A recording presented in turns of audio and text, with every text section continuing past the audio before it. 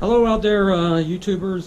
EC Street Preacher here. Just want to give a quick intro to the Big Dukaroo. My matchup versus Skitzefrenyic Mitch. And we did a Beanboozled interview.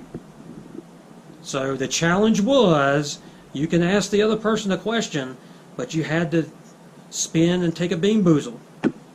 And you had to swallow it. So that's what we did, and I kind of tagged this as, with the Rocky motif. In fact, I'm going to cut away from here to my training for this big matchup. And just had a really good interview, and definitely not hostile. Just discussion of issues, and I think that's important. And I like learning about different religions, actually. So kind of interested to see how he's going to do it, because he does a lot more editing. I do my videos a little more raw. So anyway, here's the video.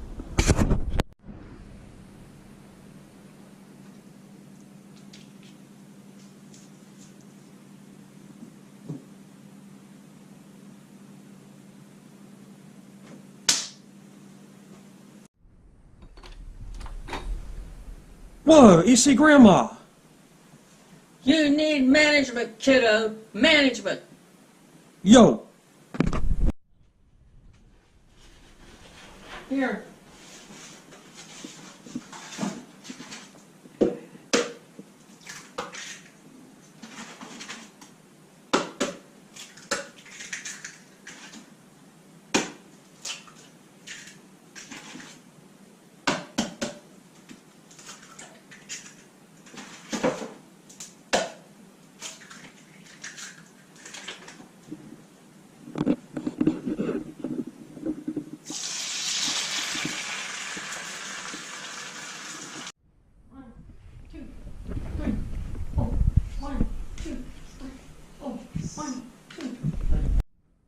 John 3:16.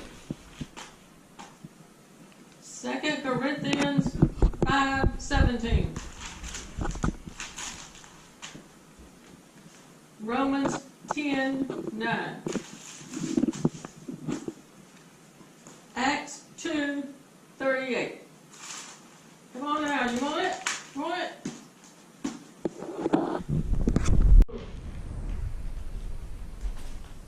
Go. 1, 2. Do you want it? Come on. Work it. Come on.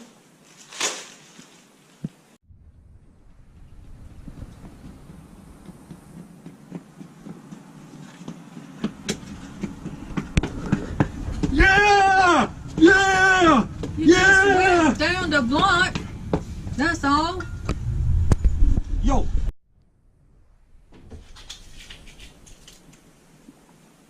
Get in there.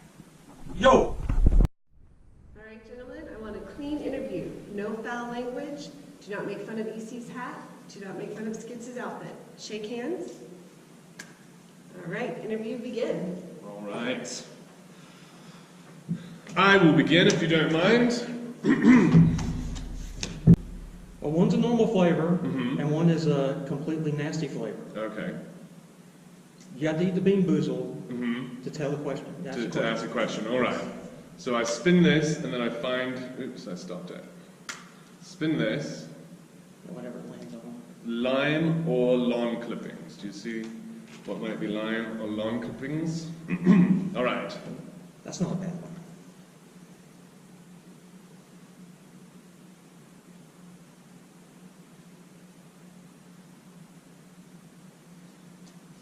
What is the flavor? I am not sure. It's probably lime. It's not lime. Oh, okay. I know the I lawn believe clippings it's- is very pungent. Okay. Very pungent taste. It might be juicy pear. But I'll take it. I'll take it. Okay. What does the EC stand for? Okay, at first it was East Carolina, because I was just in the region of East Carolina.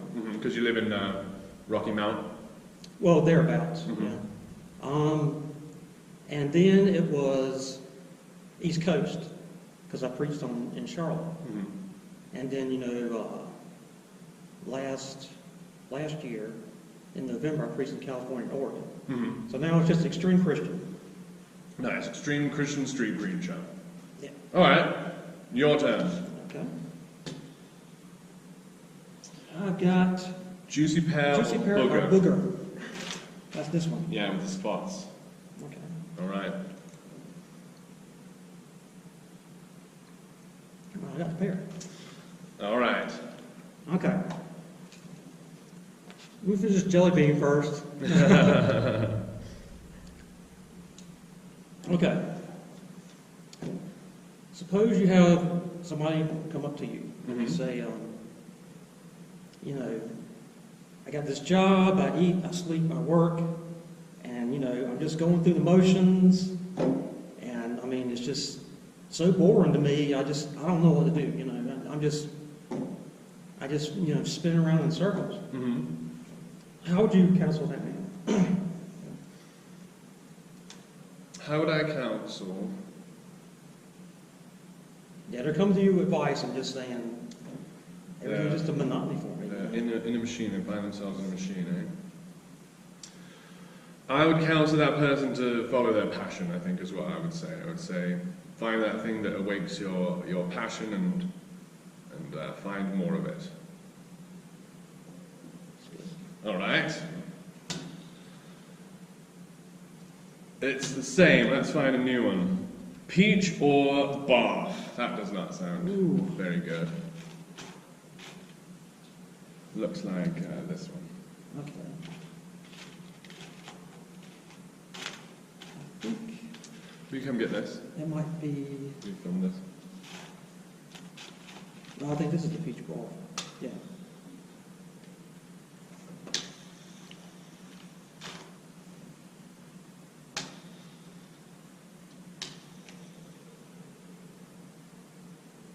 You like it? Mm-hmm. All right, this is either peach or bath, you say. The peach would be pretty good. I don't believe it is peach. This is not good. This does not taste good in my mouth. We should have brought water for Yeah, this. never mind. It tastes like something I've had before. It's not, oh my gosh. It's awful. All right. How long, well, let's skip that one. Tell us about your early attempts at preaching. How long ago was it? And tell us about some of your missteps in your early attempts. Okay. How much time do I have? Oh, as long as you want, Yeah, take your Okay, time. well, my first preach was Memorial Day weekend, Mm-hmm. and it was at a strip club, Mm-hmm. in Rocky Mount. And I went out there and just started my camera, I made a plea for someone to go with me, but, you got to be willing to do it alone, because, a lot of people say, street preaching, maybe someday, let me seek God about it, that sort of thing. But, God was very clear to me, this is what you're supposed to do. So, yeah, I went out street preaching. I did make some rookie mistakes starting. Like what? I remember when I went to the abortion clinic in Raleigh, I forgot to bring my camera. Mm-hmm. I did use my phone, and I think I used the phone wrong or something, and, I never posted it because, the people would have to look like this the whole time to tell what was going on. But I remember that being like one of my really big missteps, Yeah. It's just, forgetting stuff. And in fact, I forgot stuff. I was going to bring my hoodie to wear that, and I forgot that. Forgot my belt, and these are new pants, but, let's hope that works out. But yeah, that's what I would say. Excellent. Okay, peach or barf? All right. Hard to find. Good. I believe that would be a peach barf. Okay. No, peach or bath, not Peach or peach bath. bath. Wait, you I'm supposed to eat. Oh, you're supposed to eat. Oh, good. Well, Enjoy it. Oh, that Enjoy was it. peach. It's so much better. I'm so glad I ate your peach. It was better than the one I had. Hopefully you'll get Okay. well.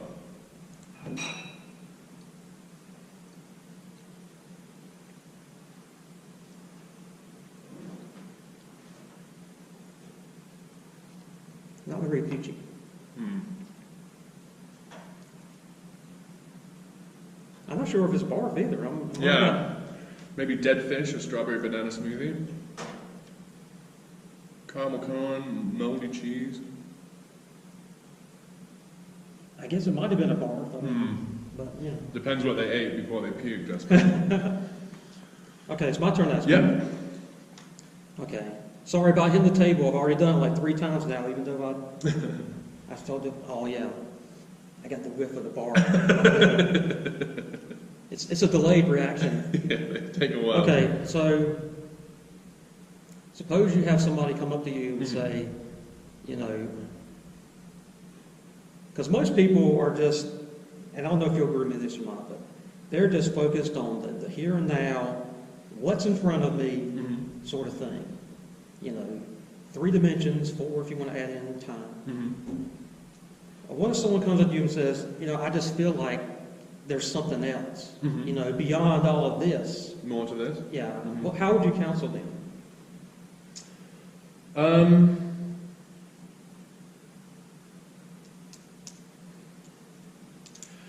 They find their life to be lacking. They find, I would say, very similar to the last one. I suppose I'm not elaborating on it too much, but I'd say find something you love, go make a difference, go out and change the world for the better in a way that only you can, I suppose. That each of us sees a different facet of this, and go proclaim how you feel. Go communicate to the world who you are and how you feel about it. And I think they'll transcend the monotony, I suppose. If they're stuck in the monotony, if they're looking for something more than just the day-to-day rat race, getting a high score, go out and be passionate. I mean, same answer. Don't feel like I'm elaborating too much, but go be you. I think it's a good answer. Cool. Yeah. So now I spin it and eat one? Yeah. And I'll get to ask a question. I really am trying to find questions I value now, because I do not enjoy eating barf. I'm not taking peach or barf again. Okay, here we go. Blueberry or toothpaste? That's not That's probably like the easiest one. Yeah, right. Because So, I'm gonna toothpaste eat really this isn't that bad. No, it's not. I ate it as a kid all the time. I'd put it a little bit on the, and this is definitely toothpaste. Put it on the side of the sink there and wait a day until it gets all crusty and then eat that. Yeah, this is definitely toothpaste. Alright. As a YouTube preacher, how do you measure your success? If I can change one person's life, and if I do YouTube videos from here 30 years from now, if I change one person's life, then it's all worth it. That's my success. And you would find that success, you would measure it like in comments or personal interactions from that person that you would have. Yeah. Excellent. Very minty. Yes, please. We've got water. Okay, I got another juicy pear or hooker.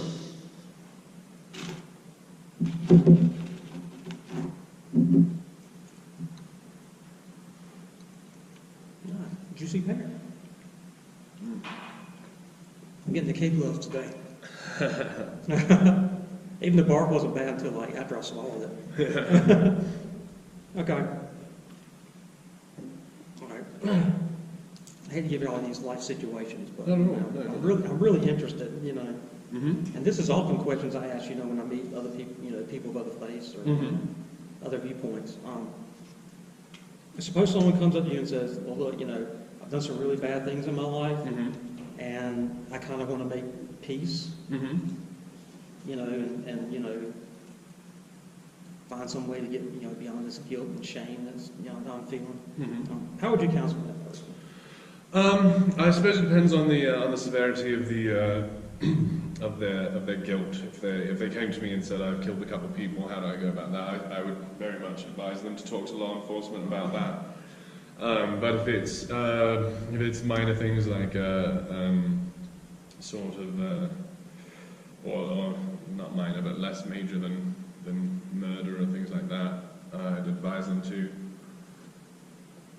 attempt to make restitution for what they feel they've slighted the universe, and attempt to help others in that position to not make the same mistakes, to find a way to communicate to those that are in danger of making similar errors, and counsel them and share their experience. So I suppose restitution and apology and restitution, and continue or push the other way, clean up others' messes as well, not just their own, but attempt to help others clean up similar messes. Okay. Oh man, all right. All right. It's either chocolate pudding or canned dog food. Oh goodness. All right, I've got the water for this one. All right. On you go then. There's got to be chocolate pudding. No, it is not chocolate. I've never had canned dog food, but I very much now sympathise with my dog. Goodness gracious. I've only got the good one once, and that's when I stole it. Wow, that's impressive. Who in one factory was sitting there and be like, that's it, that's perfect, that's dog food exactly. Wow. Wow. Oh goodness. Pardon me a moment. You're doing good. Yeah, you got them all down so far. So after you film something, tell us about your editing and publishing process. You sort of use a GoPro and a tripod here, and tell us how you get your video from creation to publication. Tell us about that process. Okay, well, I keep my videos very raw, and I'm not being an artist or anything. It's just I'm not very techno, But what I do is I'll take the GoPro home. And sometimes I'll do like a little intro, film a little intro. Up in your attic or upper room? Yeah, I got an upper room. Okay, and so I'll plug that into my computer and download them, and then I got this one little app I use, and just smushes them all together. Which app is that? Is that the Filmora video converter.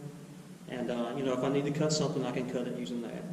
And then I'll just smush them together, and then load up YouTube and upload it from there. Cool. Onboard audio on the GoPro, and then lightly edit it in just a light app.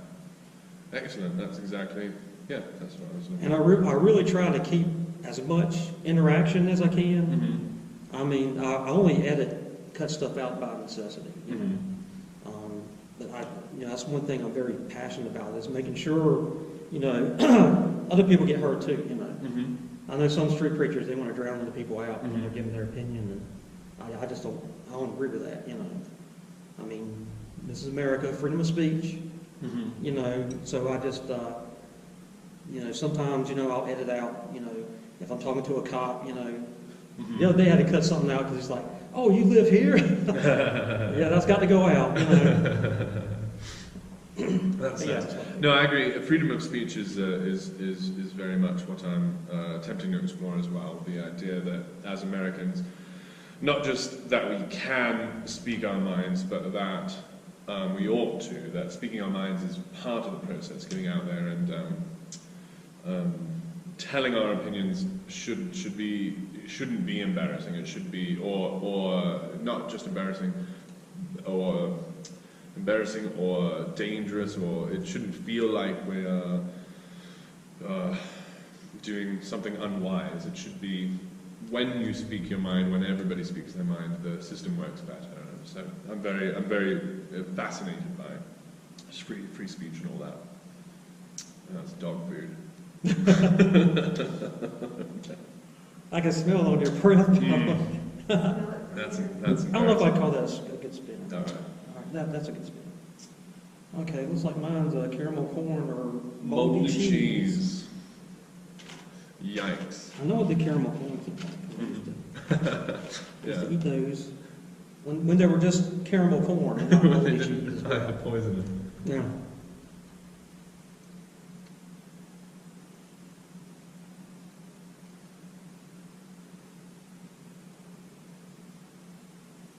I think it might be the moldy cheese.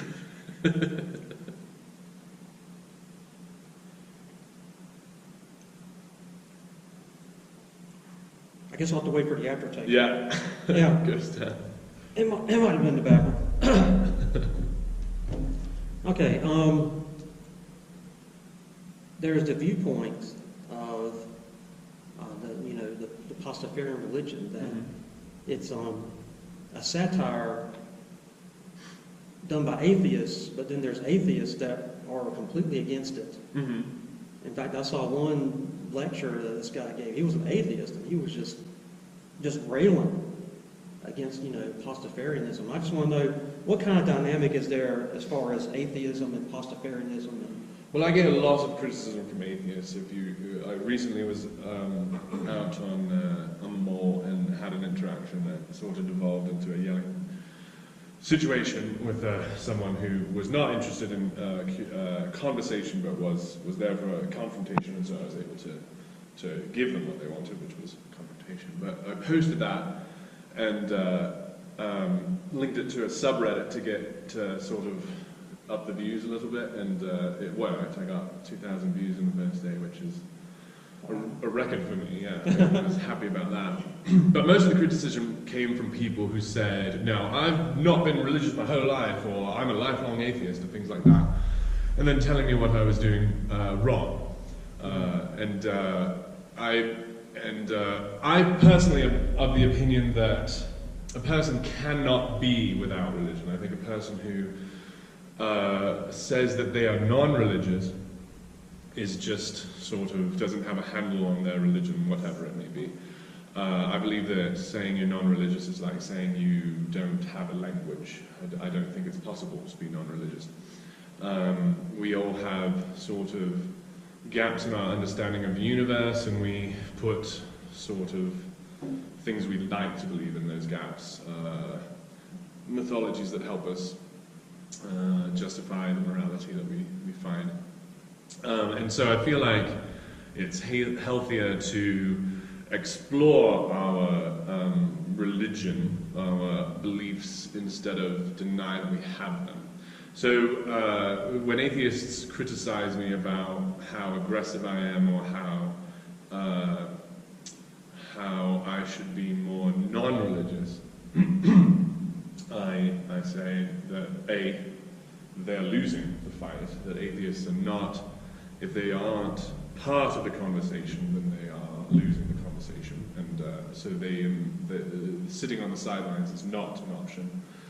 And also they're deceiving themselves, that they should spend time exploring what it is they believe, otherwise, instead of controlling their beliefs are controlling them, and they are in a very similar position to the sort of the people that I'm trying to awake as well. Is that close to an answer? Yeah. All right. That's a good answer. That's a great question. All right, my turn for moldy cheese. Okay. I think mine was caramel corn. I didn't really taste any cheese in it.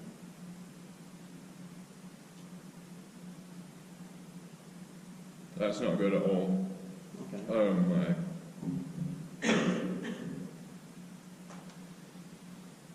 I don't place it as moldy cheese, but it's definitely not enjoyable. It's not rotten egg. Mm-hmm. It's got to be moldy cheese, eh? But, I mean, cheese is mold to begin with. Alright, I've got one more sort of softball about your process and YouTubing, and then we'll get to the business. Which active YouTube preachers do you... Oh no, I've got two. Which active YouTube preachers do you admire or try to emulate? Or feel like are doing a good job? I know you're going down to meet Lonnie Bethune and Jimmy Miller down there in New Orleans this weekend. Are you're going to be there for Mardi Gras? You're going to try to get out to... Yeah, I'm there. The sober conference is going on during Mardi Gras, so we'll be in class, or whatever teachers are doing during the day, and then at night we'll be at Mardi Gras. Mm-hmm. I really admire Reuben Israel, Mm-hmm. although I'm not just like him. Mm-hmm. I do have my Reuben moments. Mm-hmm. When people get really rowdy, I tend to give back what I'm receiving. Mm-hmm. But I really admire Jesse Morrell too. Mm-hmm. The way he can just get a crowd within minutes. He's very good. Yeah, I'm in awe of that. Mm-hmm. Because I'll be out somewhere, and it might take me like an hour to get one person to talk to me. Yeah, but you just stand there and go, sin, sin, sin, leaves the hell down. That'll bring people pretty good. He's very good at drawing a crowd, yeah. And I did do some preaching with the Oregon Jesus Name preacher last year, and we actually went to the Portland guys.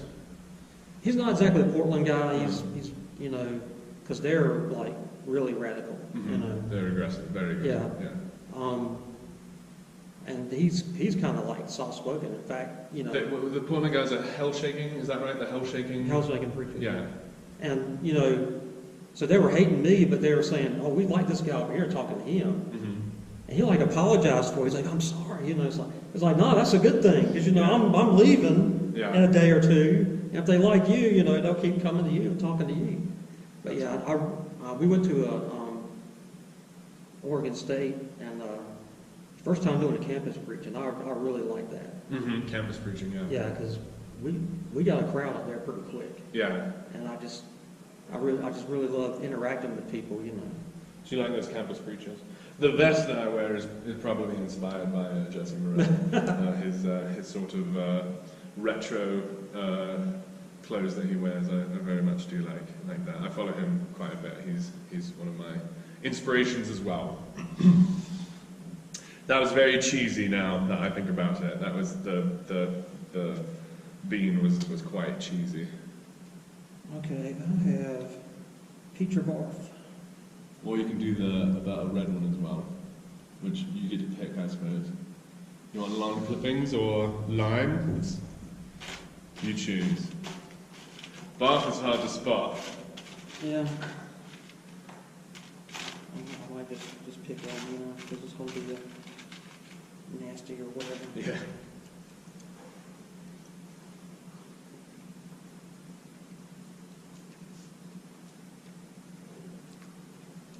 That's definitely barf. That's definitely barf.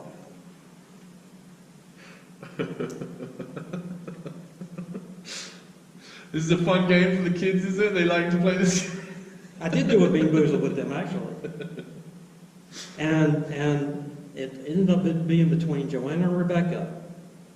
Rebecca lost to a peach barf. Yeah. Couldn't do it. I did sudden death, Because I did the kid gloves with them and said, okay, I'll do one and you'll do one. If you spit it out, then it still counts. But then, it came between just the two of them. And I said, okay, you can't spit it out now because we want a winner here, Because they would both, at least try. So, yeah, Becca lost on the peach barf. That's the one. You've got it down there. It looks like you're hardcore. Okay, well, tell me about your origins as a street preacher. How you got started? I was raised Mormon. I went on a mission, the 2-year mission that we did. I went from 19 to 21. I went to New Zealand and knocked on every door in many cities in New Zealand. Talked to a lot of people. I was influential in 26 baptisms, and I then got married to another person who was raised Mormon. We had 3 kids, and it became time for me to sort of decide what I was going to teach my kids. Mormons baptize at around 8. The first thing we do is a blessing for a very young, after the birth, and we bless the baby, and we were involved in that. We did that in our faith, and then the next time is around 8. We baptize our kids at 8. So it was, my oldest was getting around 8. My daughter was 2.5 years younger. And they were getting to that age where I really needed to decide if I was going to expect them to be part of that faith.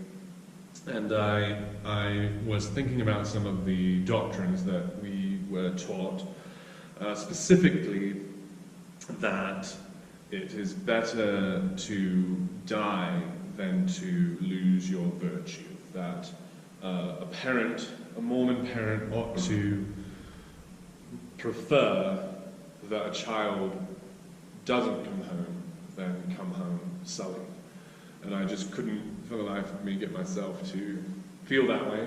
Yeah. And I very much didn't want my daughter to be taught that by someone without my presence in the room. And there were going to be a lot of times where she was in one meeting and I was in another, and I wouldn't be able to control what was being taught to her and sort of the things that she learned, and I wouldn't be able to filter that with my opinion about the teaching, and I just felt like I couldn't do those things to my kids like they were done to me. And so I lost my faith in that and had to explore. And as that faith unraveled, it sort of unraveled all the way down to further than I thought it would. And so, but I still felt these ideas of the benefits in my life from being raised religious. They taught very large families, and I sort of felt that I agreed with that idea. That family was a very important value. Music was a very big part of our growing up, and so when I was throwing out the sort of bathwater, I didn't want to throw the baby out as well. So I spent some time exploring what is salvageable about the idea, what religiosity or spirituality means to a human, because we all tend to do it, it seems, and why? What are the benefits? Because there are benefits, and so if I couldn't be non-religious, because that would be denying that I got anything beneficial from the religion, which I didn't feel was the case. And so, and I had a little bit of theatre in high school, and so sort of my spirituality and emotionality in theatre sort of brought me to desire to explore, and my American upbringing as well, the First Amendment, free speech, and my history of talking about these things because of the mission. And so I sort of melded them together to be like, would you do the door? Yeah, that worked, thank you. Yeah.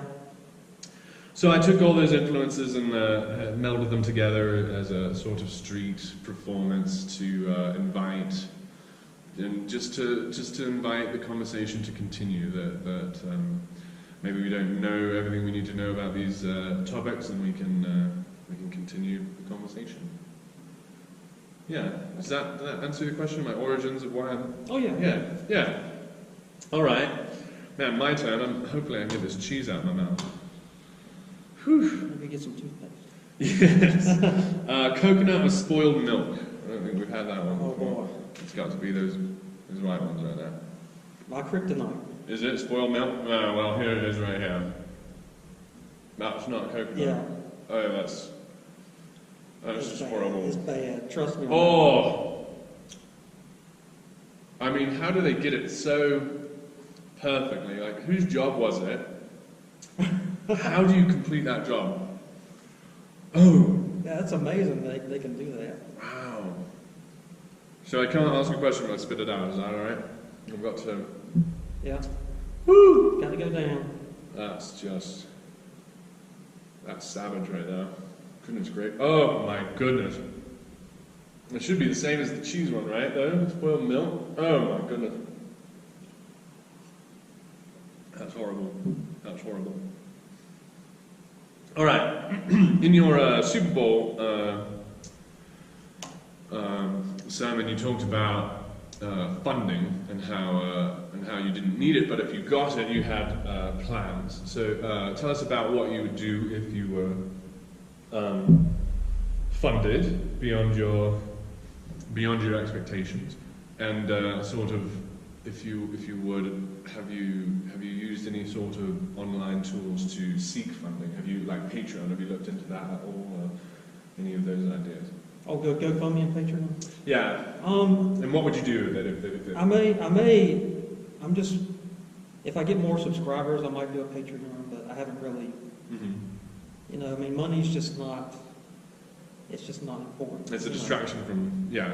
You know, I mean, certainly, you know, you need money to do things, you know.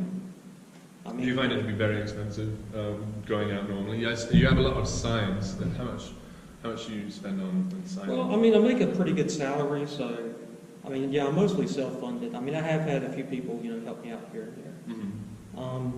But if I had, like, you know, somebody like Trump said, well, you know, here's $1 billion, you know, I'd probably set up a church somewhere, and probably, you know, quit my job and homeschool my kids, because, I mean, I don't want to talk really bad about the school, but there was a program they did recently that I wasn't happy with, and people make mistakes, so I mean, you know, don't take this the wrong way if anybody from that school's watching, but I just wasn't very happy with it. But you know, you homeschool, I mean, you have control of what, and you know, everything your child is being taught, and to me that's very important. I mean, to me, I was never going to put a child in public school. I mean, besides, you know, things that they teach that I object to, they just don't teach. You know, on my job, you know, I come across kids, you know, and they're handing me envelopes that say, this person doesn't live here, and it says current resident. And I say, what does that say right there? They say, I don't know, I can't read. And they're like 8, 9, 10 years old. I'm like, why can't these kids read, you know? Yeah. And I don't know about the public schools here, but I mean, in North Carolina, they're really bad. So yeah, I'd probably homeschool my kids, you know, put up a church somewhere, and if I got just a little bit of funding, I'd probably go to like a Wednesday night, you know, expository type service. But I mean, I can't, you know, I wouldn't need funding for that, you know, at least, because you know, right now I'm doing overtime, you know, and I'm like, to me, that's not an important thing, you know. I just, because, you know, I can do the ministry without money, you know. It's just expanding it. Right. I would need money for that, so that's not really, you know, a big priority to me. Yeah, I agree. But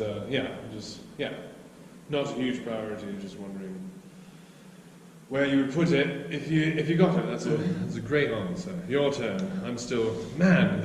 I spend all my time. I'm distracted by them. Okay, strawberry banana smoothie or dead fish. Oof. That's, well, every fish you eat is dead, hopefully. Yeah, I hope so. Okay, that's not Unless you're pulling the golem, right? From Two Towers, I believe. That looks the most to me like a strawberry. Like a dead fish. Well, yeah, or dead fish. I wonder if they even put any of the good ones in. How do they measure? Oh. That's not strawberry, not banana. That's a dead fish.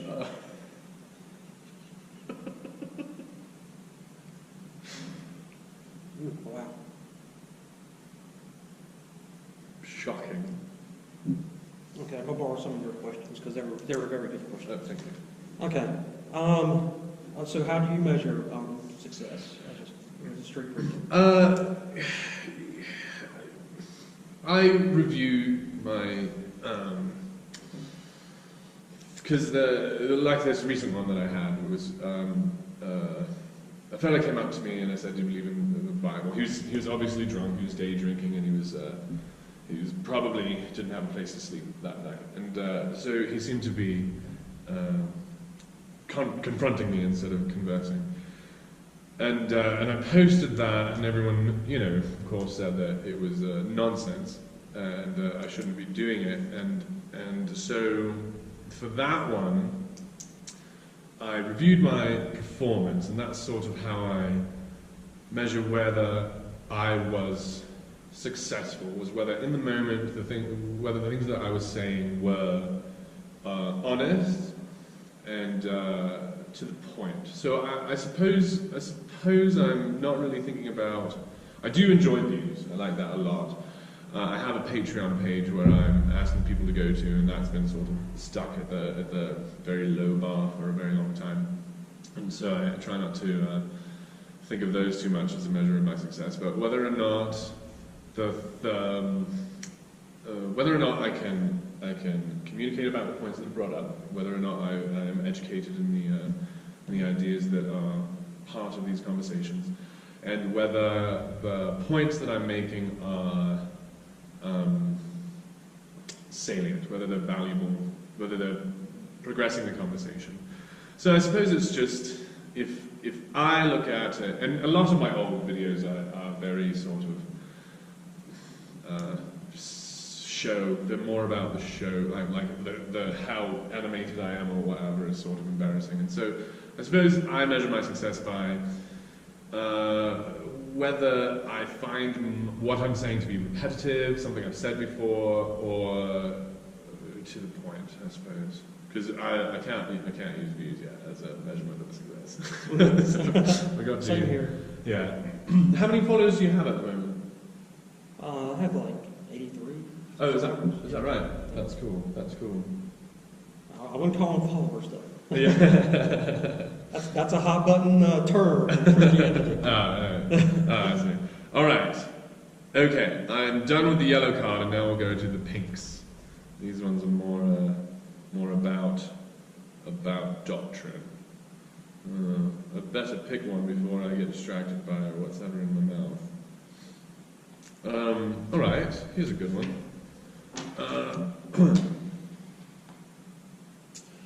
I'm going to go Tutti Frutti or Stinky Socks. That's a very colourful one. Yeah, that's the one with like a lot of the colors. Yeah. All right. I don't really mind Stinky Socks. Like Yeah, that's just not sort of bad. part of life. We've got to.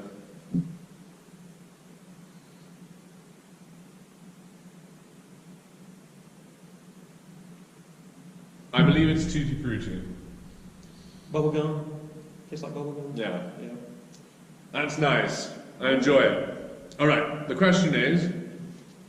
No, it's socks. It tricked you. That was not nice at all. Maybe it's just leftover milk. There's a lot going on in my sinuses right now.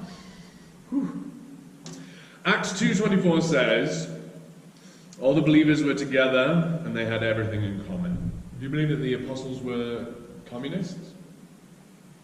In that sense, yes, they were communists. Mm-hmm. And one point that a lot of people miss is that, and that has been a doctrine that's been presented, is that everybody needs to do this. Mm-hmm. You need to get all of their possessions to the church, and then the church decides who gets what. But a lot of people don't read more into Acts. And you find out that Paul is actually getting donations for the believers in Jerusalem. So it didn't work. The communal system didn't work.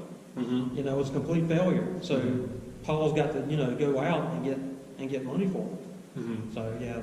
Mormonism is very similar. They attempted a very communal kind of idea, and they attempted it about 3 times, and it didn't work very well. I do have an addition to that. Mm-hmm. in more recent time, not very recent, but you know, when the first pilgrims come over here, they tried the communal system, and they almost starved to death. You know, the Indians had to help them. Or you know, that would have been the end of them. But they changed and said, okay, we're going to give everybody a parcel of land, and what you make is what you have. We're not going to do communal. And they flourished. So, yeah, it's been proven by history to not be a good system at all. Why do you think the apostles attempted it? I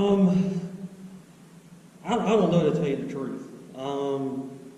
I mean, it's good that they got together. It's good that they wanted, you know, to give more, you know, to the church and that sort of thing. I think it was a little misguided, you know, at that point, particularly at that point, because there were so few. Yeah, very difficult, very utopian. Yeah, but I mean, they learned from it, so you know, it ended up being pretty good. Okay, Teacher Barf seems to be one of the more popular ones today. There we go. I might be getting the last one, so if you don't like barf, then you're in luck. Then we're done. That's nice.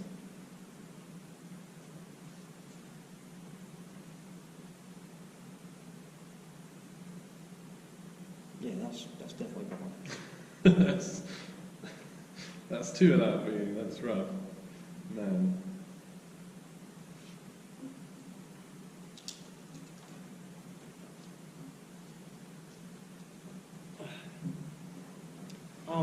What attracted you to the Pastafarian religion?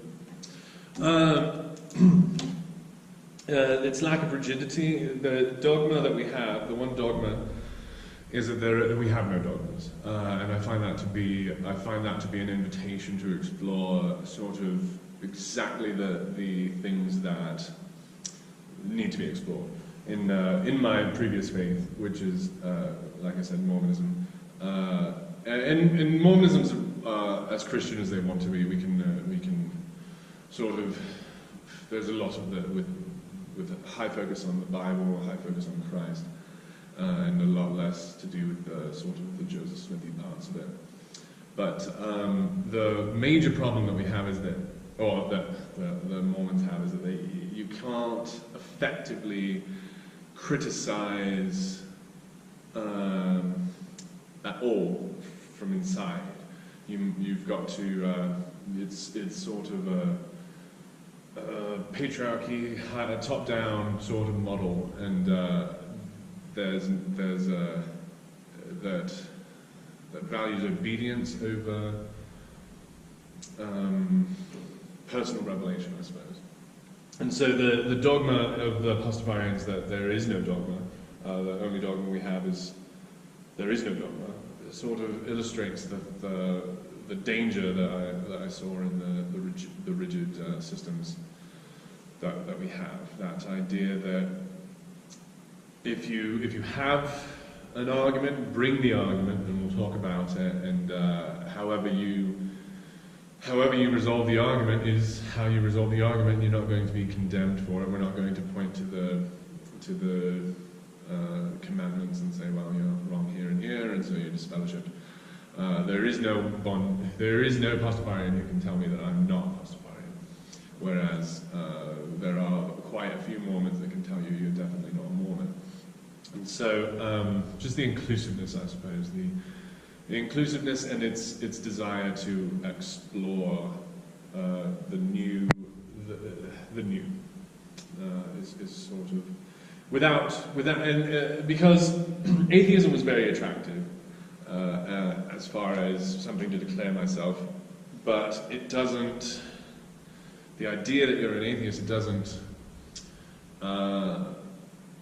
bring us anywhere. It's just sort of a criticism and then trying to escape the game, and like, I'm not part of that. But I am. I'm very spiritual. I'm very emotional. I'm very interested in the systems, the hive mind, or the higher intelligence that we are part of or whatever. And I believe that that there is conversation to have on the religious level, instead of saying all religions are wrong, I'm done with religion, I'll never talk about it again. I feel like that's just as dogmatic as the sort of thing I was criticizing about the religious culture that I was raised in. Yeah, it was very inviting, very open to new ideas. Mm-hmm. Yeah. All right. Lime or lawn clippings? Is that the spotted green? No, it's the solid green, this one here. Yeah. All right.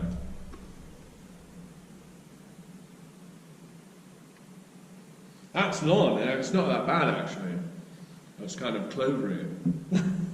It does taste like a lawn. It tastes like it's not one of the bad ones. Yeah. tastes like a spring. It tastes a little bit like river grass, you know? It's very nice.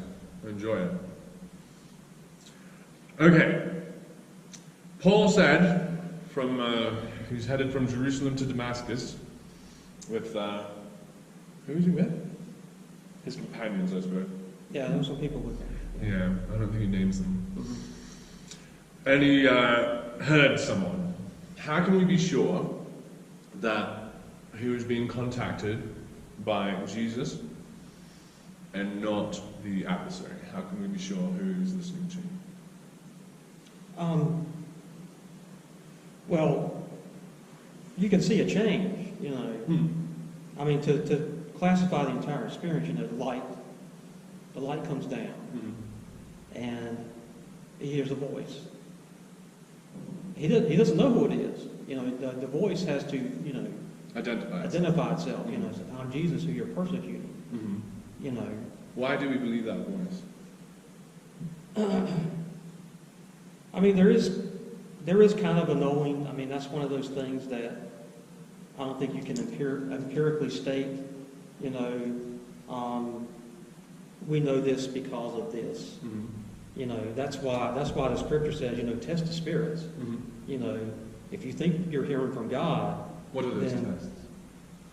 Well, what I usually do, you know, if I think I'm hearing something from God and there's some kind of doubt in there, I'm going to meditate on it, and I'm going to, you know, search the scriptures, and I will deliberately call out, you know, say, okay, you know, Jesus, is this from you? Because, and then you can stand on those promises, you know, where Jesus says, you know, my sheep know my voice. And but yeah, the devil is very tricky. He can, and in my experience, he can sound just like God. Yeah, I think there's a few scriptures that speak of that as well. Angel of light and things like this. Yeah. So yeah, you definitely have to test the spirits, as the scripture says.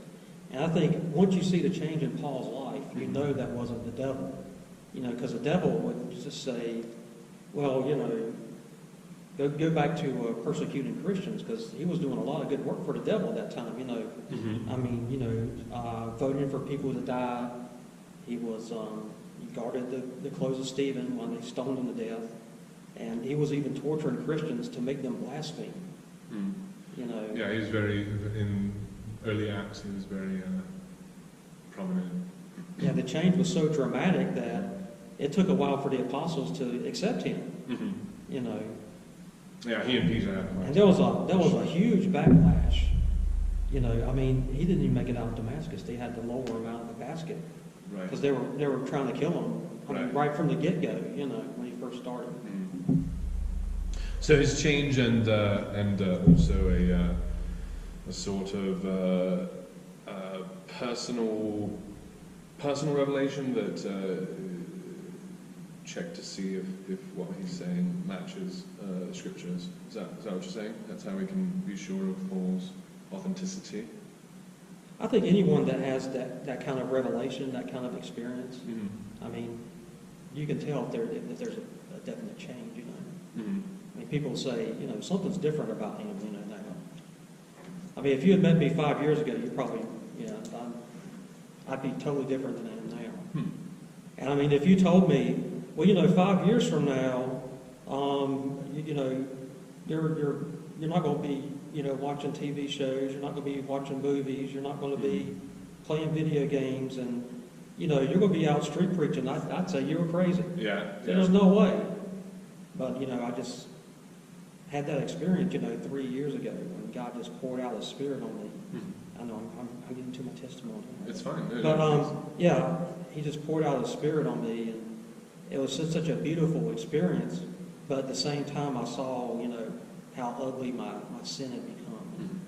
Because it's not like I was an atheist then, but I wasn't being a very good Christian. I was backslidden, and I just saw how ugly, everything was.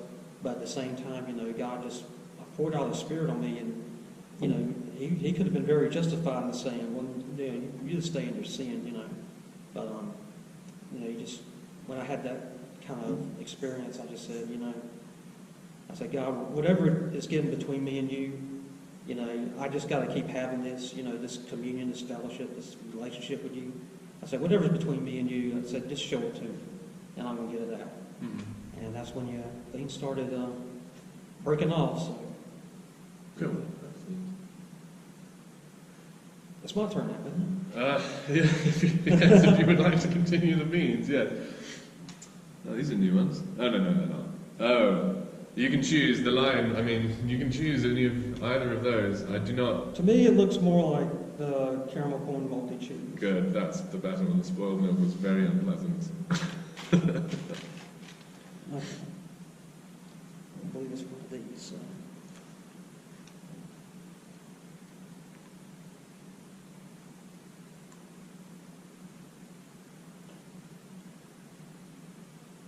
It's hard to decide. Because caramel corn's kind of a weird flavor too. I think the good ones should really just sort of be self-evident. I think if you can't tell, it's probably the bad one. Although the toothpaste was... Oh yeah, aftertaste. Yeah, moldy cheese. No. Definitely moldy cheese. Yeah. No, yeah. Okay, I want to, and this is just your personal opinion. Yeah. There's no right or wrong answer to this. But how do you see the relationship between Mormonism and Christianity? Because some people say, well, Mormons aren't really Christian. Yeah, I've heard that argument quite a bit, and I don't think it holds water. I think that when I was a member, I think that their dedication to the idea of Christ was pretty paramount. I do believe that Joseph Smith specifically, and Brigham Young, and maybe a couple other people were not worthy of even listening to. But I believe that the system that they built was capable of focusing on the traditional Christian values, the idea of Christ as Redeemer, Christ as Savior, intercessor between us, and the only way to... I believe that they are very good at saying that Christ is the solution to sin, that He will bridge the gap between the imperfect and the perfect. I think that is the sort of important idea of Christianity: love God, love your neighbor. I think they were pretty good at teaching it. There were, some other things in there as well, but I don't think that there were more or less than any of the other major denominations out there. As far as their added scripture, I think that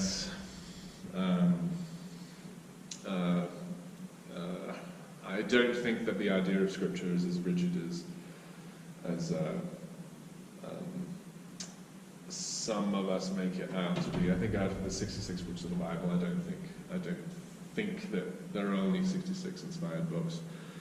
I think you can get inspiration from a lot of places. But as far as the division between Mormonism and Christianity, I think they're not further than, say, Catholicism. I think Catholicism has taken it pretty far with the veneration of Mary and the saints and things like that, and the very large, have you been to the Vatican? It's quite opulent, it's quite sort of seeming to have lost sight of the very core ideas that Christ is teaching. So I think they're as good as any other denomination at focusing on Christ. I believe that the argument that they're not Christian sort of avoids the important ideas. It gets stuck in semantics. I think it's sort of a semantic idea. And as far as Mormons being positive people who desire a positive change, I think that their religion does help them value that and progress those ideas. But as far as do they worship things that are unworshipable, yeah, there's. But I believe I'm not sure. Personally, I don't think that there are any Christian sects that really. I think it's the sectarian idea that divides us. You know, like I like the idea of the body of Christ. We are the body of Christ. We are cells in His body. That we are. You know, part of His finger. Like, not think of Him as a person, but think of us as the here I am right now, and here's you, and this is Him. And I think that they were just as good as any other sect at teaching that. I find them to be a very American religion, and I think the iteration of religion is beneficial. I think they added. They were able to bring the focus to some things that matter, but just like all the other sort of corporations, they get distracted by that. They become a hierarchy, and then they're protecting themselves, and they hire lawyers, and they're advertising on the same billboards as Nike and McDonald's, so they're just another corporation in the end. But I think they all are. I think the Pope is that. I think it's very hard to avoid that when too many people get together, we form systems, and then those systems take over. So they're as Christian as Baptist, Southern Baptist, or Wesleyan, or any of these other sort of ideas. I think excluding them from the Christian family is non-productive. Mm-hmm. Yeah. All right. Chocolate pudding or canned dog food? I really do. What are your favorites? I really do hope for chocolate. That would be quite pleasant at the moment. This is not chocolate. No, here's more dog food. All right. If the American money had the phrase Allahu Akbar on it, as well as the In God We Trust, Allahu Akbar, how would you feel about that? Having it on the money? Yeah. Oh, that's a good one. Thank you. That's a very good one. Thank you. My personal opinion is I don't think we'd probably be here, you know, right now. Mm-hmm. If somehow that got changed. Not changed. It has it as well. Both In God We Trust. Both of them on there. Yeah. Would you still participate in the American financial systems? Oh yeah. Mm-hmm. I mean, I don't know. I mean, I think it might have an effect on the country. That probably wouldn't be great. Mm-hmm. But I mean, yeah. I mean, I definitely still use the money. Mm-hmm. Yeah. In fact, when I preached to Muslims, they gave me a Quran. Mm-hmm. And I took it. And I'm in the process of reading it. And they specified, we want you to take care of this. Mm-hmm. And I know some street preachers, they get a Quran, and the first thing they do is they tear it up and, burn it or whatever. And, I believe a man's got to be true to his word. So I said I'd take care of it, so I do. And I don't have any problem with Muslims at all. Mm-hmm. I do have a problem with Islam. Mm-hmm. That's why I go out and I speak to them, because I care about Muslims. And I believe there are Muslims out there that are completely tolerant, they are completely peaceful, and they wouldn't, when they see what ISIS and, these people are doing, they're just horrified by it. Mm-hmm. I mean, if you saw my recent videos, I was criticizing, that sermon that was given last year, where the guy was talking about a hadith that talks about, killing Jews. Mm. And I, confronted them about that. And they were they weren't very quick, but they did put out a statement that said, we don't agree with that. This person, he's not an imam. I'm not sure, but I don't think it's even done in a mosque. Mm-hmm. It was a taped sermon. It was posted for a while and then taken off. But they were the place where I preach at. They were quick to say, "Well, look, we don't believe in this. We've counseled him, and he's expressed regret that it was taken the way it was." So, yeah, I mean that's just my feeling on the point, Mm-hmm. And we are in a country where it's freedom of religion, And I don't think it'd be a good idea if Christianity or Islam or anything was made a state religion, Mm-hmm. I don't think that's, and that's not what the founding fathers wanted. I agree. So, yeah, I'd still use the money. Would you give me more? I very much need more if spoiled Is milk that cheating? comes up again. No. No, that's not cheating. I may need more later too, so,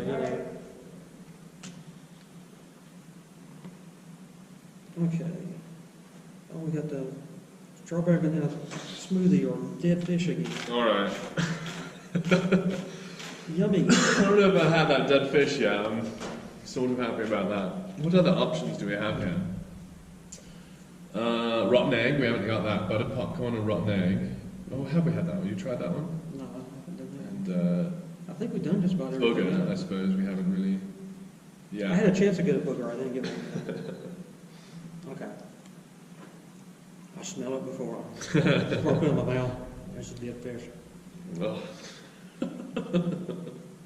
See, I don't even like good fish. Yeah. And this is like really bad dead fish. Wow.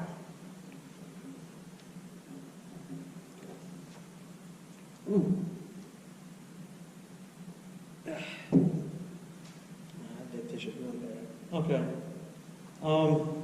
This is just kind of like an opinion kind of thing. I saw an interview between a Christian and a Mormon, and the Christian brought out, how black people were once viewed Yes. in the Mormon religion, Yes. and the whole thing about polygamy, Yeah. and how that changed, and the Mormon's response was, well, this was a feeling of the church at the time, Right. so God allowed that change, but it Right. wasn't God changing his mind. It was just God was allowing that. So I just want to get your thoughts. Yeah. Well, I think that idea goes back further as well. That slavery has always been immoral, and I think I think the idea that we create God in our image is much more true than the idea that God created us in His image. I think if there is a creator, that He is less communicative than we want Him to be, and we fill in the gaps with ourselves, and that our morality has been iterating over time. That Abraham had multiple wives and multiple servants, and Paul told the slaves to obey their masters, even if they're bad masters. It's better for a slave to be obedient to a bad master than disobedient at all. And I think that perhaps at the time those things weren't as immoral as they are now. And Brigham Young said that there's doctrines in the Mormon idea from a long time, well, not a long time ago, a couple hundred years, that the reason for the exclusion of our African brothers from the priesthood was because they carry the mark of Cain, and that God is attempting to save those people who are unmarked, and then after they're all saved, then it's their turn. I think Brigham Young said something very close to that. And the idea that the argument that the Mormon leadership leadership of the moment is using is that they were speaking as individuals and not for God at the time, although personally I believe they were using the language to evoke their position, and they were speaking for God. But I believe that everyone is sort of guilty of that idea, and it's okay to have. I don't believe that Revelation has ever been completed. I don't think we ought to expect a perfect morality from any point in our past. That we have been iterating this idea of morality and what it means. And slavery was acceptable at some point, and when did it become unacceptable is sort of the question, because Moses didn't have a problem with it, the Old Testament didn't seem to have a problem with it, and when Christ was around iterating his ideas, he didn't say anything about the absolute immorality of owning another human. And I think that failing of the Mormon Church is real, and they were slow to fix it. And I think that when our religious systems value tradition over morality, that is a very strong strike against them. And they did lose quite a bit of membership when they switched over, and they lost quite a bit of membership before they switched as well. In the 60s, there were quite a lot of high-level Mormons that were counseling the apostles to change their stance on it. And the thing that I find to be most interesting is that when the stance was changed, when in 1978 they decided that they would allow people of African descent to hold the priesthood and to enjoy the blessings of the temple, as they say, that they didn't. There was no apology as well. There was no. These systems that we have, especially multi-generational systems, are very bad at acknowledging when they're wrong, apologizing, and correcting it as soon as possible. I just feel like they're very bad about it, and that's sort of. And I feel like a lot of churches are going through a very similar idea right now with homosexuality and sort of the sexual morality ideas that are at the forefront of the public conversation at the moment. I think the way that the Mormons are treating the homosexuals at the moment, I find to be very reminiscent of those things as well. But most specifically, I find it to be frustrating that there is they are incapable of admitting how wrong they were. They change the policy and then pretend like it wasn't a big deal to begin with, and nobody should have been as upset as they are, and so I find that to be duplicitous, and I find no value in how entrenched they are, and the idea that we're right over the idea that we're moral. I find that people would prefer to be right, and that's we all of our systems sort of are subject to that weakness. I think the difficulty in owning our mistakes, I suppose.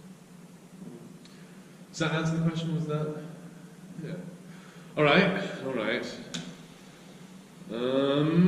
There we go. Booger or juicy pear, green with spots. I'll let you pick. Thank you. Somehow when I pick, you end up with the bad one. So I'm starting to feel bad about that now. That's quite okay. It's got to be this one, right? Yeah. With that strange brown on it. All right. Well, I am just an old kid, so I really don't mind eating my boogers. Although, I believe that's a pear. I believe that is a pear. I don't think we've had a booger yet.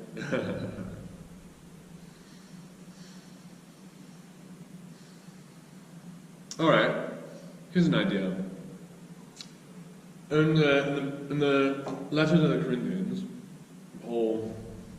it seems like Paul is talking about a previous letter he wrote to the Corinthians, and then at the end he says, or sometime in it, he says, take this letter to the Laodiceans and read it to them, and have them read the letter. Is that Corinthians or Colossians? Colossians, is it? Yeah. All right. But he talks about the, Colossians, Colossians 4:16, he talks about the Laodiceans and the letter he wrote to them. If we were to find something that claimed, or not claimed, but seemed to be zero Colossians or Corinthians or Laodicean, Paul's letter to the Laodiceans, how would we determine the authenticity of it? How would we determine whether or not it was inspired writing or not? Well, if you found one manuscript, it would be very suspicious. Mm-hmm. Well, that's what we could expect from the Laodiceans, is that it didn't get as well distributed. So if we found a cache from around the right time and it had a letter that seemed to be that, and then it didn't get out of obscurity, we wouldn't expect to see the manuscripts from the extra centuries from centuries past, like 3rd or 4th, when the Bible was rather standardized. But how would we determine if it was? Like, not by number, for it was lost pretty early, but if we found a cache of very early Christian writings and there was a letter that seemed to be a letter to the Laodiceans, how could we tell? Well, I mean, I think that it does go to them. We found over 5,000 manuscripts, and that's the New Testament we have today. So if you did find this one that was not part of any of the other 5,000, and if you switch to other languages, you got over 20,000. Yeah. If you go to like Latin and Greek, Latin, and you got over 20,000. And then you find this one manuscript. I mean, that makes it very suspicious. And I do believe, though, and it's a common belief, that what we have today is, it's God inspired. And I mean, there have been other writings that have been put forth, like the Gospel of Thomas.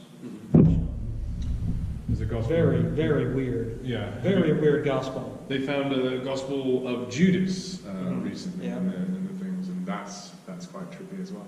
But the question sort of is about why do we believe that Revelation's inspired? Like what each of those books? How do we know that each of them is inspired writing? What is the idea that it's already in the Bible? Is that how we can tell? Or? Well, the myth is that the Council of Nicaea got together and they said, we're going to do these characteristics, and the books that are with these characteristics, we're going to say that's part of the canon, and the other ones we're just going to throw out. That's not exactly what really happened. The early fathers, when these manuscripts are going around, the early fathers would often debate upon themselves. Well, should we have this one in the canon? Should we have this one in the canon? So, right, so this was like leading up. This was kind of leading up, to the Council of Nicaea. So this was something that had been discussed for decades even. Yeah. Before the council got, and the council just put their stamp of approval on it. Right. Said, okay, this is the canon. Because that was what was the Caesar who did that? That's Constantine. Constantine. Yeah, Constantine was influential in that, right? Because that was in Constantinople, right? Or around there, the Council of Nicaea. Yeah. So that's the mistaken idea that they said. Well, we got this canon, but a bunch of guys got together one time and said, okay, we're going to make this a canon, this isn't. But this was actually being discussed you know, when those writings first began and they started being, you know, passed around, and, you know, people were, you know, asking themselves, well, how, you know, should this be in the canon? You know, should we, you know, should we have this one? Should we teach from this one? That sort of thing. Mhm. So that discussion had been going on, and then, you know, Nicaea just said, okay, Right. we got it. But it would be valuable, though, to hear what Paul had said to the Laodiceans. It seems Oh like, yeah, it I'd be seems very like- interested. Yeah, Yeah. If there was a manuscript found. Yeah. So, yeah. All right. Do you have any more? Sort of winding down. I've got most of my good ones out of the way. Okay. We don't. Yeah, we've been doing it for about an hour. If you want to take a stretch or wrap it up, it's up to you. I think we can about wrap it up. Cool. Excellent. All right. Well, how many questions do you have left? I've got. Well, I've written down quite a lot over the last couple of months because you were driving through and a couple of months ago, October was it, and I was very interested in seeing if I could bump into you, but unfortunately I started a job right at the time, and so when you texted me, I missed it. I felt very terrible about that. But I've been thinking about this for quite a bit. I've got just sort of how does preaching make you feel, and why do shepherds keep sheep? But they're just sort of just silly questions. Is slavery immoral? We've talked about that a little bit. What would you? Well, I mean, it is your turn if you'd like to ask a question. I'd like to handle the slavery one actually. Oh, okay, yeah. Yeah. Tell us. When people think of slavery, they're thinking, okay, you own somebody. It's like what happened here.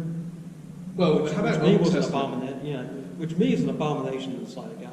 Mhm. What happened here with the African Americans? I really don't do the race The thing. cotton plantations. I and don't things like that.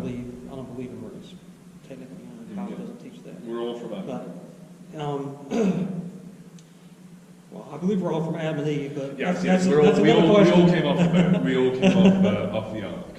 Okay, so the slavery in the Old Testament was very different than the slavery that we had here in America before, because people were seen as property.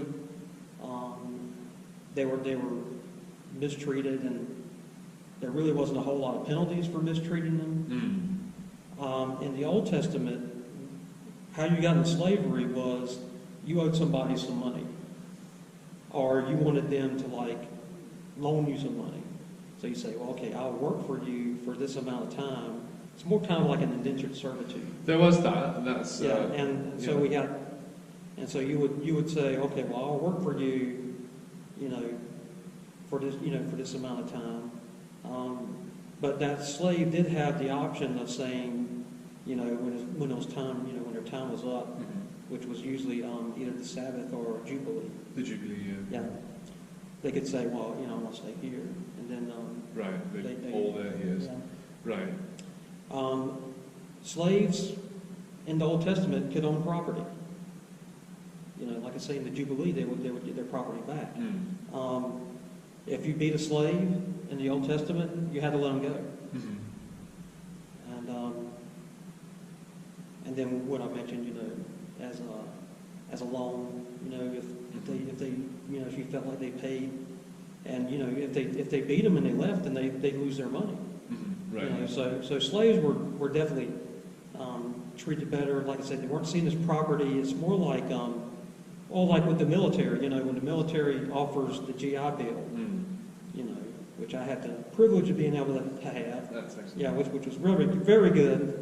When you're in college, I mean. Did you find it to be, just as an aside, I've talked to, I have no military experience, but I generally find people to be sort of not happy with, a lot of the people I find have felt like the promises weren't kept. Do you feel like America has kept its promises to you? To me, yes. Yeah, that's excellent. I'm very glad about that. Yeah. I mean, I didn't qualify for the loan repayment, so they didn't really pay for my schooling. But having that GI Bill come in. Yeah. Because when you're at college, I mean, you're broke. Yep. You're brokered and broke. Yeah, try having kids in college, it's even worse. And I mean, that GI Bill was just, that was so great to have that. But I mean, that's sort of like what the Old Testament slavery is like, So, okay, we'll pay for your school, we'll pay you while you're in school. And in exchange, you'll be in the military for this many years.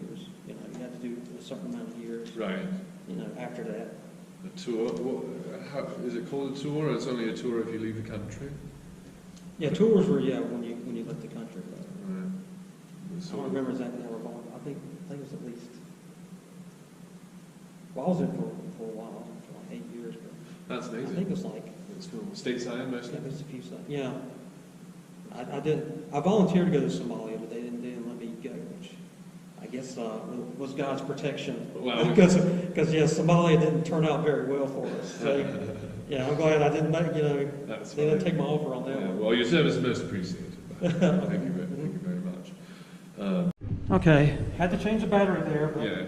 he was asking a question, so Yeah, we'll just that's all ask right, it we can- again. So. Yeah. From what you were saying, you had a sort of road to Damascus moment, sort of reawakening to your faith. If after that moment you realised that there was no, from something that you had done before that moment, that there was no chance for heaven for you, that you are hellbound, that maybe there was a sin in your past that is irreconcilable, but you still had a Damascus moment. You still had this belief in deity and Jesus Christ, but no chance to get into heaven, no chance for redemption. How would you behave differently? Would you still behave as you do now, or what would you change?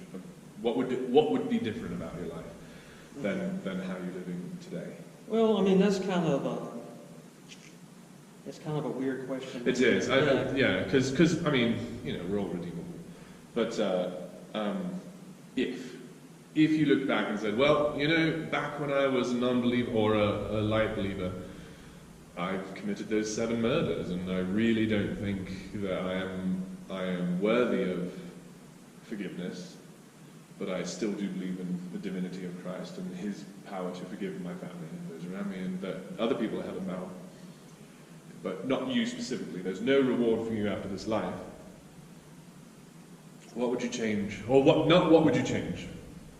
How would you be living differently from how you are now?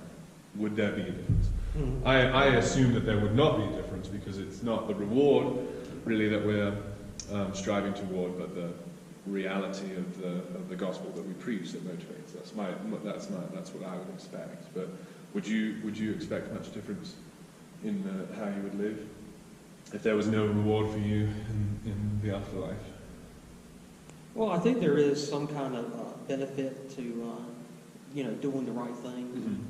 Mm-hmm. Because God's warning against sin is not just I'm going to strike you down. I mean, it's like sin is the problem. Sin is why people are the way they are. I mean, yeah, if you do something bad like murdering somebody, I mean, you will end up in jail, and there's all kinds of sins like I used to drink alcohol, and I was an alcoholic, so of course there's a lot of problems with that, and I think there is some kind of benefit to living holy and living the right way.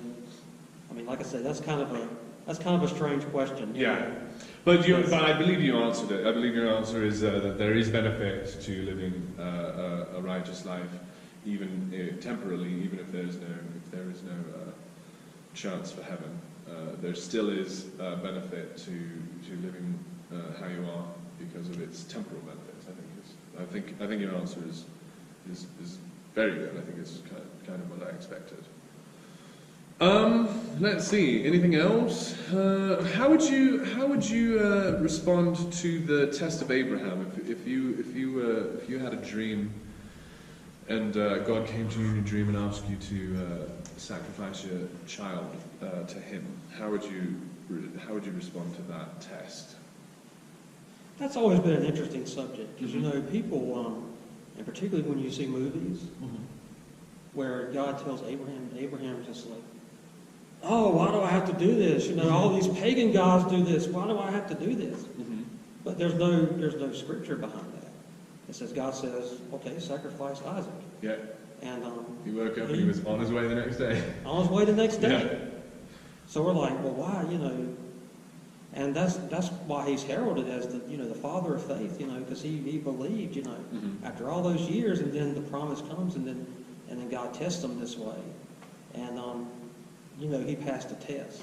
Mm-hmm. And people say, well, why did, you know, how could he do that? Mm-hmm. You get the answer in Hebrews, and I'm gonna try to look it up. Sure. Yes, because I believe I would fail that test quite miserably. I mean, I do believe he'll test us, but I don't think he'll test us beyond what we can bear. You know? And the Quran tells the story a little bit different. In the Quran, he asks his wife, he explains to his wife the dream he had, and she counsels him to follow it. So I find that to be an interesting perspective. Okay, Hebrews chapter 11. By faith, Abraham, when he was tried, offered up Isaac, and he that had received the promises offered up his only begotten son, of whom it was said that in Isaac shall thy seed be called, accounting that God was able to raise him up even from the dead, from whence he also received him in a figure. So Abraham's thought then was, well, God's going to raise him from the dead. That if he's asked me to do it, he does. If I kill him and I burn him up, God's just going to bring him back. You know. Would you have that much faith, do you think, or? I'd like to say I had that much faith. I mean, I hope I don't get tested that way. You know. I mean, I've faced some pretty rough tests lately, but yeah. I mean, you really have to. I mean, Jesus said, you know, you got to be willing, you know, to turn your back on, you know, and this journey that I've taken to becoming a street preacher. I mean, there have been some casualties along the way, you know, as far as there was a cousin that I was very close to. In fact, you know, we roomed together a little bit in college, and you know, we kept up, and I mean, he just totally cut me off and just says, you know, you're stupid, and I can't believe you're doing this, and you're going to lose everything. Even though you've just been promoted, you know, you're going to lose everything. I mean, I'm living the best life I can right now. But yeah, I lost him, and you know, had a hairdresser that just went crazy when I said, I don't believe we're born sinners. You know, show me a scripture. You know, Jesus said, hey, the kingdom of heaven belongs to these. You have to enter. You know. And he said, you know, let the children come to me. He didn't say, hey, keep those sinners away from me, you know. So I believe, and even Paul said, you know, children are holy. So, you know, and she just went crazy about that, and I just said, okay, I guess I won't get my hair cut there anymore. My wife cuts my hair now, so I get it done for free. But yeah, there have been casualties along the way. I mean, you got to expect that. Yeah. Yeah, he did say he's going to, all families will be fighting about his doctrines. When there's 5 together, there will be 2 against 3, or 3 against 2. Well, I think that's very good. Extreme Christian street preacher. Thank you very much for this interview. It's been quite. Wait a minute. I've got gifts for you. Oh, sure. I've got gifts. Excellent. First thing, this is a printout of legal rights of street preachers. Excellent. I don't know if you've run into any problems with police. Try not to. I generally try to listen to him, but I feel like I'm getting a bit more sort of grumpy. But these will tell you what your rights are. Excellent. And the court cases. Excellent. Wonderful. Yeah, this is lovely. Thank you so very much. Yeah, we're having trouble in North Carolina right now. Yeah. Because they keep saying you have to have a permit, which you don't. I've got. And they're limiting, you know, amplification. Yeah, I saw that in Houston. Someone was doing a live thing, and they came up and said, "Please don't use the amplification." I don't use personally. I don't use amplification because I just don't have the extra hands for it. I use generally I have this here, so it picks up everything I want to hear, and the yelling is enough. But there is something that I found, but it's just sort of a local thing that says that I'm only not allowed to do it if there's like 40 or more people. I wrote it in here somewhere, I can't find it. Thank you, this is very good. This is very nice. I will look up many of these. And I got you a book. Excellent. This is Leaving Mormonism. This is a book, sort of a compilation of different scholars, you know, and why they left Mormonism and sort of their testimonies about that. Yeah, post-Mormons, we post-Mormons, they call us anti-Mormons, and I'm not anti-Mormon, I'm anti-Joseph Smith. But yeah, we have kind of a community online, and we are very sort of close cross-pollination of ideas. This is great. Thank you so much. I didn't bring you anything. No, I didn't. But this has been quite a pleasure. Extreme Christian, Street Preacher, thank you very much for coming to town. We very much appreciate you taking your time and Well, a great time, and the yeah. expense to fly out of your way here. It's been quite wonderful. Thank you. I came here kind of wanting to know, more about the Pastafarian religion. Yeah, for sure. Yeah, and hopefully I've answered any questions that you have, and of course, if you, I'll be watching any videos if you want to sort of ask some more questions. I'd love to respond to any of those. It'd be wonderful, because I do believe that especially we who are sort of exercising our opinions on the street, that we're sort of in the same boat. I can definitely see that people not being interested in talking to me, but I really would like to speak to Jesse Morrell and Lonnie McFern and all the people that are very Angela Cummings, you know her at all. I would love to speak with her. But yeah, just because this is a great American tradition. It's been going back for a long time. Christ spoke in the streets, and Jonah and Nineveh. It's a human desire to go out and condemn the sinner. But no, thank you very much for your time. It's quite pleasant, and hopefully you didn't find it too. Because yes, I'm definitely not here to yell at. Invite people into traps or anything like that. But no, this is wonderful, and yeah, this is going to be a great video. Thanks so much. Yeah, I mean, I like the fact that in this country, we can get together and talk about, our faith with each other. Right. I think nobody gets beheaded after it. Right. I think that's great. Right, and I think that is wonderful. I think that the First Amendment does challenge us to do that, not to decide what our position is and then keep it to ourselves and ignore everybody else. I don't think that's what the First Amendment is trying to foster. I think it is trying to foster a public conversation about it, and I think the street's a great place to do it, because all these people around have got to sort of be aware that this is a conversation that's happening. This isn't a closed conversation. It's not just for the people who've dedicated their lives to it, but everyone's opinion is part of the conversation, and the things that divide us don't need to separate us. The things that the differences that we believe aren't there to motivate us to be in our own separate groups, but to cross-pollinate ideas. I think the First Amendment challenges us to do that. And of course, I really respect people.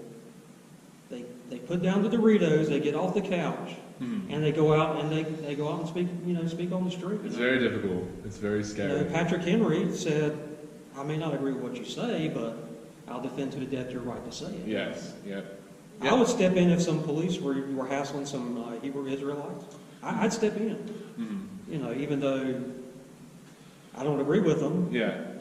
Yeah. And another thing is the exploration of where the line is, because a lot of people think the line's way back here, that we can't even